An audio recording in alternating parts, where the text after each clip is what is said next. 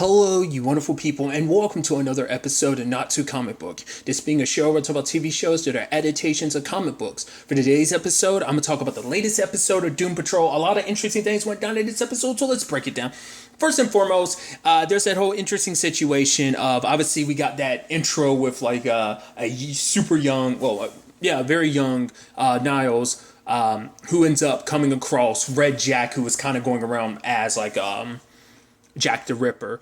But the thing was, like, he saw Red Jack basically murder a woman, but he didn't run away in fear. And Red Jack was kind of fascinated by him because of that. And then we just kind of skipped to present day and stuff. Obviously, Dorothy's made him food because Rita's taught him how to cook, which Rita's like, well, yeah, apparently that's all I'm good for, because she kind of feels like, oh, like, I'm kind of a failure at everything else. Like, so she's kind of, like, any confidence she kind of had seems like it kind of withered away in this situation. Obviously, once again, Cliff is still super pissed at the chief, so he's talking mad shit. And obviously, the chief is like, if you could, avoid cussing in front of my daughter. He's like, oh, okay, no problem. Does she understand sign language? And then flips him off. And obviously, it's like, you need to work on your anger because you were an angry person way before you got to me. You weren't basically saying you were an angry husband, you were an angry father. He's like, basically like, now fuck you. I was a great father. I was definitely a better father than you. At least I didn't turn my daughter. My daughter isn't a monster. He's like, you can better refrain from calling my daughter. Like I said, Cliff is wrong, but it's in the sense that, like, obviously he's just frustrated just because it's messed up that Niles gets to be with his daughter. He lashing out because it's like, all that you've done to me and everything in my life, to everyone else's life here, was for your daughter. I get it, but at the same time, it's so infuriating because you took everything from me. You get to be with your daughter and everything. You almost get to have this happily ever after. Granted, you're dying, but still, you get to just have that. I don't get that. I miss out on so much of my daughter's life, and I will never get that back. Your daughter gets to be immortal. She gets to live forever. At least that we're aware of. You got to live for a long ass time too. Once again, like, you're 139. So, but nevertheless, like, he decides to bounce and he brings Jane with him. And obviously he's on a road trip to see his daughter. And he actually showed, because it's like, oh, can't believe him. He has the nerve to say that. This and, like, obviously, like, he's going off. It's like, I'm going to show up. I'm going to give her the gift. And then, like, it's all going to be great. It's going to be like, we're going to, it's going to, like, this whole thing, like, I'm going to show up and be a great dad. And it's going to fuck, the whole me being a great dad thing is going to fuck Niles in the face or something like that.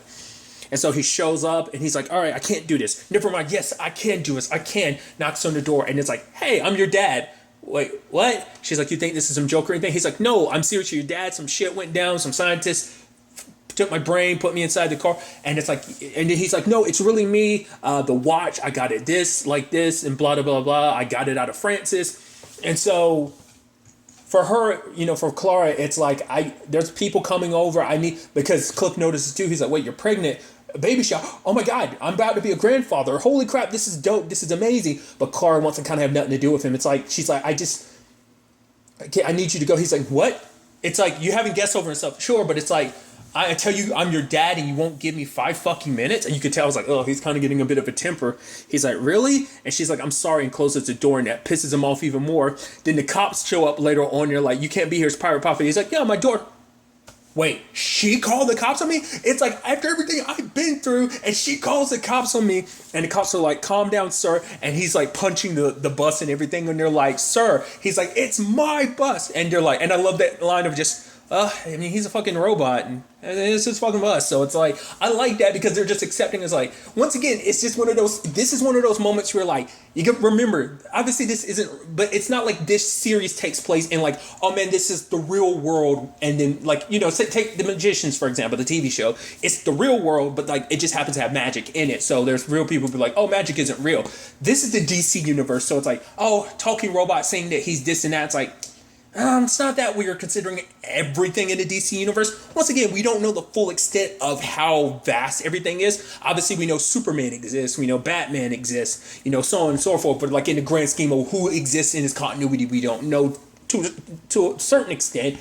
But it's enough for people just like, all right, and that's not that wild considering everything else that's going down. And obviously, Cliff is just, upset about everything. At the same time, I thought was such an interesting aspect to Jane's story is the fact of the matter is she literally gets a intervention, the other like personalities. Because once again, I think that's such a dope thing, getting the other personalities. Because I think the only personality that showed up that look, because like obviously there's a whole thing of some of them look like her and others don't. I think the only one that showed up that looks like Jane/Kay is Karen, which I even love her being like, you know, the effects your drugs have on me and everything. And it's just kind of like, really? We're going to I mean, I think that's the thing. Like, even though Karen does what she does, it's still better than what Jane does, which is kind of sad in the other's eyes. Obviously, Dr. Harrison leading the group and everything. And it's so interesting, at least from what I can tell, it doesn't seem like she has the blue eyes when she's not at the surface. It seems like it just as herself on the inside, she doesn't. It didn't seem like it. Maybe I was just the way I was looking at it. And it didn't seem like she had the blue to her eyes like she normally does when she, like I said, she's out and about in the body. But nevertheless, like, you know, Baby Doll speaks, the driller, she's talking about the fact of the matter is I need to do my work, but I can't do it just because of, you know, all this. So your thing is interfering with me doing my work. Because I'm about to say, we haven't ever seen the driller actually do her thing on the surface, you know? So it was interesting. Obviously, Baby Doll talked about the fact of the matter is she can't sing the song she dance and sing, and it's like you do all that anyway. And then one song you keep singing over and over is "Roar" by Katy Perry, which Driller was like, I actually like it. It makes me feel proud to be a woman. And Jane's just almost like, oh, kill me. She's got that look.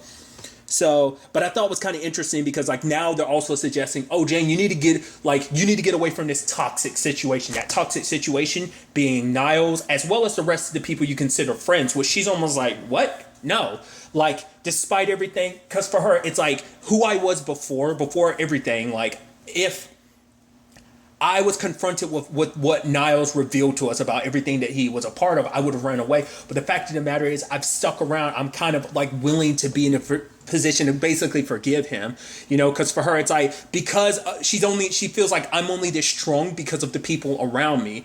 So, because for her, she talks about the life on surface. Like, you guys are it's so easy for you guys because you guys don't pop in. You guys pop in. You don't have to be there all the time.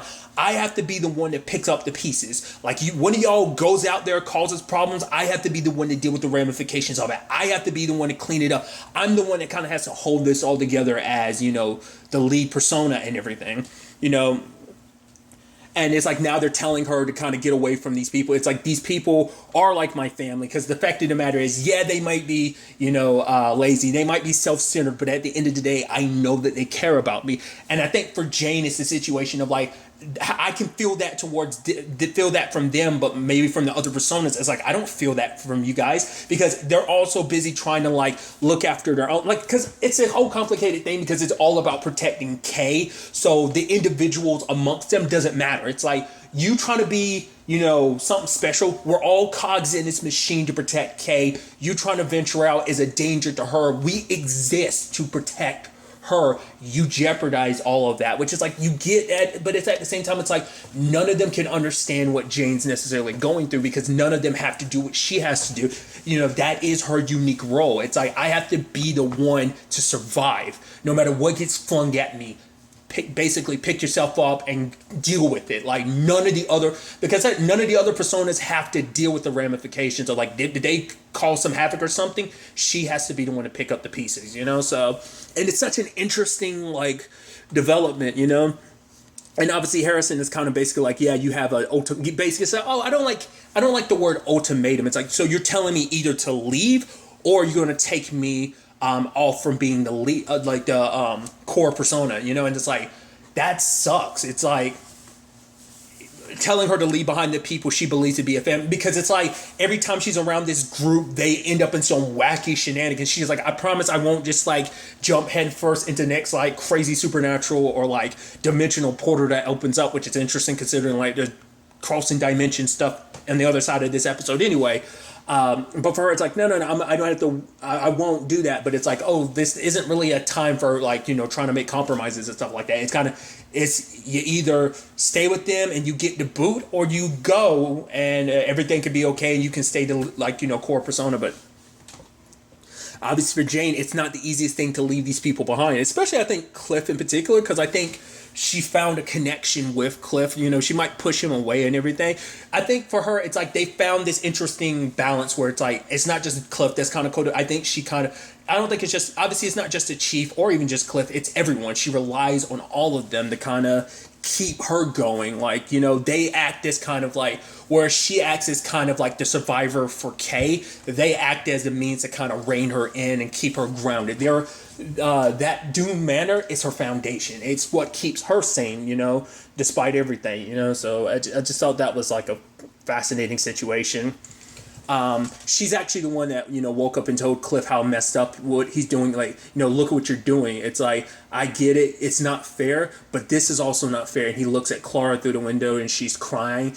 And it's the thing of like, he's been so caught up in like, oh, I'm going to do this, I'm going to do that. And it's like, at no point did you think about how she would feel. You're literally throwing her entire life into, you know, a tailspin because you're like, wait, I'm alive. I've been alive. I'm actually a brain inside of a robot and everything. It's like, you didn't give her time to slowly ease her into that. You literally went from 0 to 60 just like that. So it's like, you know, it's like you kind of like thrown, like she already has so much to deal with. She recently lost Bump. She thought she lost you all those years ago. Recently lost the man that she's grown up knowing as her father. So it's like for you to kind of do all that, you know, once again, shows like kind of like how selfish he's been about it because he's been so.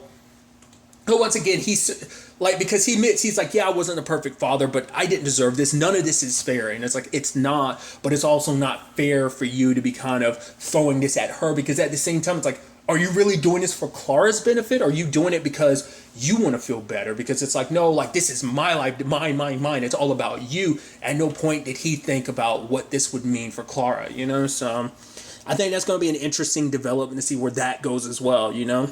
On the other side of the episode, we find out that the butterflies aren't just regular butterflies that ended up taking, because the moment we saw them, I was like, oh, that's his thing. And it's like, yeah, so he took Larry. That wasn't like, oh, Larry did something. It's like, no, like Red Jack grabbed Larry as a means to hold him hostage to draw Niles in. So, but basically his whole thing is he feeds off of pain. The way they make it seem like Niles hasn't seen him since he was a little kid. Since Niles was a little kid, he hasn't seen Red Jack. So obviously Rita's reluctant to go, but it's kind of like a thing of like, you know, I can't do this on my own. Larry's going to need you too, which Larry's kind of being tortured in the sense that like there are people underneath him and his bandages are slowly being unwrapped. And obviously the bandages are the only thing keeping his radiation in. And I think it's actually interesting. They don't actually explain. They never explain like how that works. And even in the episode, it's like, but how? These bandages look so thin. It's like, you just kind of eventually just accept. It's like what the chief, because the chief isn't really big into explaining. Because I thought it was kind of neat because obviously like Rita's going to help save him. But at the same time, we're flashing back and forth to like Larry's first day at the manor, him meeting Rita kind of, you know, because obviously for Larry, you know, it's like he's still, you know, it's right after the whole, you know, ant farm, getting away from the Bureau of Normalcy, you know, the ant farm situation. And obviously it's like, oh, here's some stuff that kind of, the bandages will help the radiation. And he's taking his suit off and then like, Rita's kind of got this look, and he's like, if it's bothering you, I can put it back on. She's like, no. I want you to be as comfortable because this is your home. You should be able to be as free and comfortable as you want to be, you know?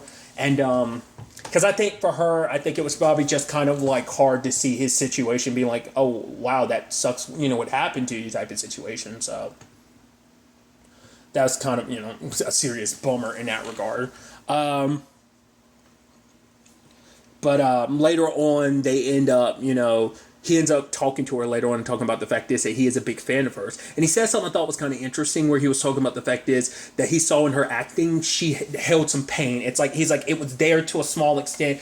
It's like you were doing so much to make sure that no one else saw it. But he was like, honestly, that pain actually helped me a lot because it made me feel like I wasn't alone. Because I think I'm curious in what way he was referring to that as. Is it because like, you know, because obviously like he had to spend so much of his life not being himself, you know, because, you know, his parents were against him, you know, being gay, and obviously that's the whole him and John relationship that had to be something he had to hide. So I'm curious at what stage in his life or the entirety of his life was he particularly referring to when it was like, I just, it made me feel like I wasn't alone, because basically I think it's like seeing that someone else is hiding pain like that behind their eyes. Like I think it resonated with Larry.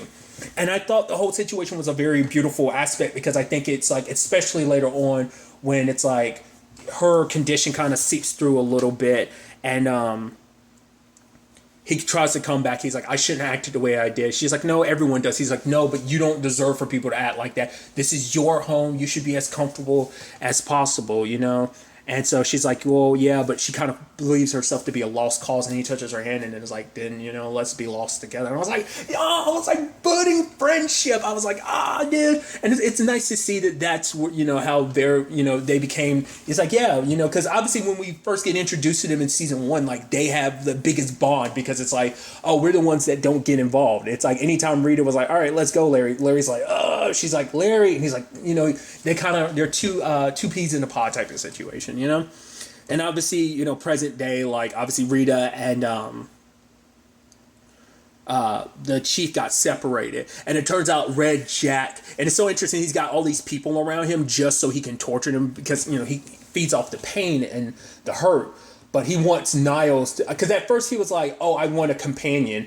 I thought he was asking Niles to make him like, or bring him someone, or rather make him someone kind of very, because obviously he's very like, Niles is, and I think maybe that's the equivalency of what his character is supposed to be, very Frankenstein like. But it's like, oh, I want you to make me a monster, a bride. And immediately my brain was like, oh, that's interesting, because it reminds me of, obviously, Timothy Dalton's character in, because I'm already blanking on it, from Penny Dreadful, because obviously like I watched it like a couple prior to the sequel series, Spiritual Sex. Regardless, I watched it fairly recently. Let's just put it at that. And so I thought it was kind of interesting if that was the route they were going to go down, because obviously Frankenstein is in Penny Dreadful making a bride for his monster. So that's why I thought they were going to go down. I was like, wait, is that? But he's like, no, he wants Niles, because when he saw something in Niles' eye, like someone who wasn't scared of what he saw Red Jack do, but more out of trying to understand it and just being like, what is this? That curiosity. So, but he wants Niles to kind of join him. And he's saying, like, by doing so, you will get a form of immortality, which it piques his interest, because it's like, wait, I could live forever. This could be that another route for me to be with my daughter. But the cost for it would be causing so much pain. And obviously he had that conversation earlier with, Dorothy about, like, she's like, why does Cliff hate you so much? It's like, did you do something wrong? And he's like, yes. And did you apologize? And he's like, yes. But, Rita adds in, there's some things that just, pretty words like sorry just aren't enough, and obviously this being one of those situations. But because he was like, oh, you're not gonna be on my side with this whole thing, so instead, like, I'm just gonna make you a person I torture for pain. If you're not gonna be my essentially kind of, you're not gonna be my disciple, you're gonna be my meal type of situation. At the same time, Rita's going to rescue Larry, and he's telling her not to come in. And at the same time, all of them are growing like butterfly wings. I was like, what the hell is that all about? But Rita pushes through. He's like, because I was wondering, like, could his radiation affect her? When, I guess, despite everything, like, even if she gets blobbish, she's still organic. Like, even though she can get rubbery, elastic, she's still organic, so radiation still could kill her. I think I would assume maybe she can probably, like, too much radiation probably still could kill her, but if it's only for a short period of time, she can probably recover from it. It's kind of what I'm assuming. But nevertheless, luckily she was able to get Larry down, and the chief ends up killing Red Jack. He's kind of going through this like poetic speech and stuff like that, and the chief stabs him again. He turns into a whole bunch of butterflies, and it turns out all those butterflies in those cases were all his victims. And it's like, that's what he does. Like, I guess to kind of keep this momentous occasion of just like, oh, turning them into something beautiful, he turns them into butterflies. So it's just kind of like, once he's kind of gotten what he needs from you, like, I guess the ultimate last release of pain that he sucks up from you is when you get turned into a butterfly, and then he can always have a memory of like, all this delicious pain. They're trophies, essentially, And so when Rita and Larry get back, I thought was kind of like, kind of it coming full circle, their relationship, and her being like, well, him feeling like anytime he's around people, he feels like I cause nothing but pain. It's John, his wife, his sons. Like, he's like, I just cause more pain. So he's like, it might be better for you just to be away from me because I'm a lost cause. And she's like, I thought we were lost together. But she's also saying, like, you're not a lost cause if there's someone willing to fight for you. And I thought that was beautiful. And Larry, walks away for a bit, but then comes over and hugs her. I was like, oh, friends. I get sappy about friendship stuff. I'm sappy about that stuff. So I thought that was beautiful, and like it kind of make it all come full circle like that. I thought that the whole thing with Dorothy was kind of adorable. Her playing hide and seek with her imaginary friends, and it's like, oh, Danny, you can't hide. I got you, Danny. And she ends up sadly dropping Danny and breaking Danny in half. And I love, like, it was kind of almost adorable. Her being like, oh fudge. I was like, oh, that's adorable. It's like, dude. Once again, it's just that weird thing I get where I see like cute kids where I'm like, kind of makes me want to have kids, but at the same time I'm like, no, I'm too messed up. I can never be a parent. Like, I wouldn't want any kid to have my like self-esteem issues. Like, I don't even know if that necessarily would be hereditary, but just I wouldn't want my own like mental emotional like BS to like ever be put on my kid, So, but it's just one of those things where you're like, oh, I just want to hug you. You're so adorable. It was just like oh fudge. I don't know why. I was just like, oh, dude. I'm sorry. So there's that. Which I did think that was kind of interesting because obviously like that kind of makes that come full circle for them because she's apologetic about it, but for her it's like, what if sorry isn't enough? And it's like, you try to do whatever you can to fix it and make it better, but she's like, what if you can't? Niles doesn't have an answer because he's still trying to figure that out himself, and like he doesn't know how to make everyone else's situation better in due manner, So I just thought that was kind of a nice thing of like, well, what are you going to do about it? Well, we see that he's working on making an answer because looking at everything, looking at the profiles and the files on everybody, he starts working on a new design, and it's called it says Robot Man 2.0, which I'm wondering, is he going to try and make Cliff, like, is he going to try and make some human skin for Cliff or something like that? Or is it more so like he's going to redesign his body, which now explains the whole him breaking Cliff apart. I'm wondering, is he going to make Cliff look more like he does, and I think more modern versions of the character? I mean, because obviously his design, because I think this is a more classic look for Robot Man, but he looks different. I mean, obviously it also comes down to the artists who've picked up the comic books over the years, so like his design has changed. But I'm curious, is it going to be like the design where he kind of has the ears that are almost like antennas that like they swoop back? It's harder to describe in audio form, but like there's, because obviously this is more like rusty like look. I think he's the one I'm thinking of is a lot more like almost like bright gold is the one I'm thinking about. If you like, I don't know if that's necessarily how Cliff, or rather Robot Man, looks in all more modern variations of the Doom Patrol, or is that just one specific? I'm curious to see kind of what that means in the grand scheme of things. But you can see at the very least Cliff is trying to make amends. So I think he's going to try and make amends for everyone else and try to fix their situations, maybe make each one of their lives a little bit better, going towards fixing the mistakes that he made. So there's that. There's Vic and Ronnie. They kind of hit it off. Obviously, they're about to do their thing, but he's afraid to take his jacket off, and she takes off her shirt and everything, and he sees like her scars and everything, and obviously he's like, you're beautiful. And so he shows off his chest and everything. And so like, and it seems like some of those scars on her body, like those burns or whatever, like it's numb. Because like he kisses at one part, he's like, can you feel that? She's like, no. So, and I think it's almost befitting too, just because it's like both of them have been through stuff that their scars are a lot more visible than other people's scars are. Like in many other, that could be interpreted obviously many different ways, both the inner scars and the outer scars. But they do their thing. And she was like, so was that? Yeah. He's like, whoa, don't tell me you're going to assume that's my first time. And she's like, all right, Wandon. Something like that. And just like, but was that your first time since, everything? And he was like, yeah. He He's like, yeah, there was someone he was going to get close to before, but he kind of bailed at the last second when it came to that type of stuff. But for her, it's just kind of like, oh, let's treat this as something casual. But for him, it's like, no, I like you. I want this to be something more. She's like, oh, you know, he's like, I'm not like other guys. She's like, oh yeah, all guys say that. So he's like, let me prove it to you. Let me take you out for dinner and stuff like that. But when it's time for the date and everything, she sends him an email saying you should know this before anything goes further.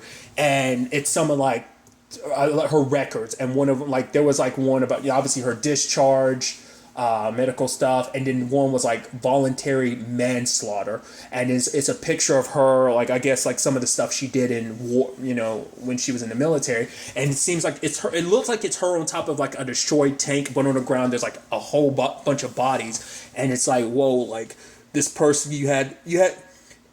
Because I'm not too surprised because of the line she said last episode where she was like, no one should be, you know, basically bound to like that one mistake. That one mistake shouldn't define someone, you know. People should be defined by their greatest mistake, and obviously, or their, you know. So I think that's kind of hers, and she was sharing it with him, and so he ends up leaving. And I think for her, it's just kind of like I think she was hoping that maybe it's like he'll look past it. Maybe he's willing to get. Oh, he walks away. So maybe she's like, oh, like I guess this is done. So that's the question: is he going to show up the group next time? And even if he does, like, is Ronnie going to be there? Are they going to, like, it's probably going to be this awkward thing of like being around each other? So, because I think it might also be the thing is that when he looks at that, it might not necessarily just be Ronnie. It's his own issue, because it probably makes him think of like shit, like, because Ronnie's probably very much like him, because once again, he's got, you know, what he could have done to his dad. He almost killed his dad. But also I'm thinking about like Jane's painting. Yes, it was a lie manipulated by, you know, Mr. Nobody, but it's still like, there's still a part of his brain that's like, that still possibly could be me. So I think that's enough to kind of scare him. So when he sees that, it probably makes him almost think, it's almost like looking in the mirror at the quote unquote monster he sees, you know? So that's why I'm thinking, or maybe, I don't know. I'm interested to see kind of where that storyline goes in that, you know, in that regard. But obviously the last thing we see in the episode is Jane locked up, which is so, I mean, obviously it's never a permanent thing, because obviously Karen eventually got out of lockup. Well, it's also interesting too, it makes you wonder, because like we saw I forgot Jack Straw was at the thing too, and the last time we saw Jack Straw was in the cells across from Cliff, and I was like, so is your situation, I mean, I guess every once in a while they have to be put in timeout, so I guess that's all that was, you know. But now I think Jane's going to be in a permanent timeout. Now the question, like I said, becomes, who becomes the new persona? Is one of them going to step up, or are they going to find they might try and put Miranda in that position, but Miranda might be so messed up because of the Wells situation. They're like, well, she seems well adjusted enough, and that causes a slew of issues on its own, because it's probably going to be that complicated thing where it's like one of them, either whoever it is going to pretend to be Jane, to be like, oh, I'm Jane even though I'm Miranda. Feeling, you know, because it's like, you know, Miranda, once again, is the only one who knows what Kay wants and needs. So if she needs a Jane, that's probably what Miranda's going to do. She's going to fill that role of a Jane, you know? Either way, I am really, really curious to kind of see what that all ends up looking like. Obviously, like, you know, especially for Jane, you know, I think we've never really seen this side of the underground. Like I said, we've seen those little bits just when it comes to Jack Straw and Karen being locked up. But what this means for them to potentially permanently lock Jane away, like, that's mad messed up, especially considering everything Kay has been through in general. It's almost like you doing that to Jane is kind of what happened to Kay. So it's almost like but I mean, to be fair, it's almost like, and you make the argument Jane's kind of been doing that with them every time she like uses a drug. So like I said, just where my mindset is on it. I'm ultimately very interested to see where all of this ends up taking us going forward into the next episode. But really, that's all I want to talk about. Until the next time we meet, be happy, be safe, live life to the fullest, and enjoy it. Good day, and goodbye.